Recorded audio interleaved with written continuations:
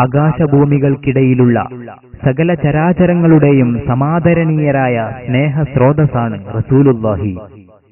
നേതൃമഹിമയുടെ അംഗീകാരമുദ്രയായി ലോകജനത അവിടത്തെ സയ്യിദുന എന്ന് അഭിസംബോധന ചെയ്യുന്നതുപോലും ഈ വിറളി പിടിപ്പുകാർക്ക് കടുത്ത ദഹനക്കേടാണ്.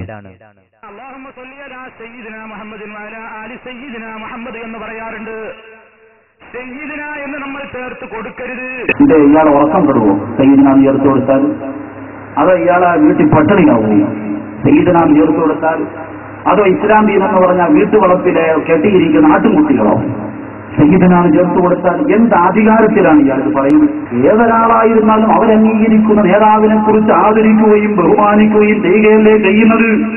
ഹബീബായ മുഹമ്മദ് മുസ്തഫ സല്ലല്ലാഹു അലൈഹി വസല്ലമ തങ്ങൾ തന്നെ പഠിപ്പിക്കുന്ന അന സയ്യിദു ഉൽദി ആദം, അന സയ്യിദു ഉൽദി ആദം. ഹബീബായ നബി സല്ലല്ലാഹു അലൈഹി വസല്ലം പറയുന്നു, ഞാൻ ലോക ജനതയുടെ സയ്യിദാണ്, ഞാൻ ലോക ജനതയുടെ സയ്യിദാണ് എന്ന് ബഹുമാനപ്പെട്ട നബി സല്ലല്ലാഹു അലൈഹി വസല്ലമ തങ്ങൾ തന്നെ പഠിപ്പിക്കുകയാണ്, ഞാൻ സയ്യിദാണെന്ന്. എന്താ ഇവര് പറയാനുള്ള മടി? ഇവര് പറയാൻ മടി കാണിക്കുന്ന എന്താണെന്നറിയുമോ? സയ്യിദിന എന്ന പദത്തിന്റെ അർത്ഥം ബഹുമാനപ്പെട്ട അഇമ്മത്തുകൾ രേഖപ്പെടുത്തുന്നു. എന്താണ് സയ്യിദിന എന്ന് പറഞ്ഞ പദത്തിന്റെ അർത്ഥം എന്നറിയുമോ? നബി സല്ലല്ലാഹു അലൈഹി വസല്ലമ തങ്ങൾ എല്ലാവിധ പ്രതിസന്ധി ഘട്ടത്തിലും, എല്ലാവിധ വിഷമഘട്ടത്തിലും, എല്ലാവിധ ബുദ്ധിമുട്ടിന്റെ ഘട്ടത്തിലും രക്ഷപ്പെടുത്തുവാനുള്ള ആള് ഹുവല്ലദീ യുഫ്സഉ ഇലൈഹി ഫിന്നവാഇബി വശദാഇബി. പ്രതിസന്ധി ഘട്ടങ്ങളിൽ രക്ഷപ്പെടുത്തുന്ന നബിയേ, പ്രയാസഘട്ടങ്ങളിൽ രക്ഷപ്പെടുത്തുന്ന നബിയേ. ഫയഖൂമു ബിഅംരിഹിം, ആരാണോ നബിയോട് ആവരാധിയുമായി ചെയ്യുന്നത് അവരുടെ ആവരാധി നബി തങ്ങൾ പരിഗണിക്കുന്നു.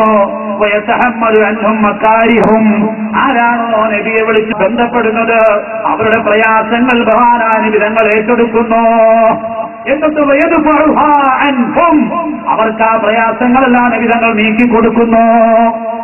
ഈ ആശയം ഈ മുജാഹിദിനെ വിശ്വസിക്കാൻ വയ്യ. മഹാനായ നബിതങ്ങളെ വിളിക്കാമെന്നും നബിതങ്ങൾ നമ്മുടെ അത്താണിയാണെന്നും നബിതങ്ങൾ നമ്മളെ രക്ഷപ്പെടുത്തുമെന്നും നബിതങ്ങൾ നമ്മുടെ പ്രയാസങ്ങൾ മാറ്റിത്തരുമെന്നും അർത്ഥം വെച്ചുകൊണ്ട് നബിതങ്ങൾ തന്നെയാണ് പറയുന്നത്. ഇമാം മുസ്ലിം റിപ്പോർട്ട് ചെയ്യുന്ന ഹദീസ്, അന സയ്യിദു ഉൽദി ആദം യൗമൽ ഖിയാമ വഅന മൻ യൻശഖു അൻഹുൽ ഖബറു വഅവ്വലു സാബിഇൻ വഅവ്വലു മുസഫ്ഫഇൻ, ഞാൻ നിങ്ങൾക്ക് ആദ്യമായി ശുപാർശ ചെയ്യുന്നവൻ ഞാനാണ്, ശുപാർശ സ്വീകരിക്കപ്പെടുന്നതും ആദ്യം എനിക്കാണ്.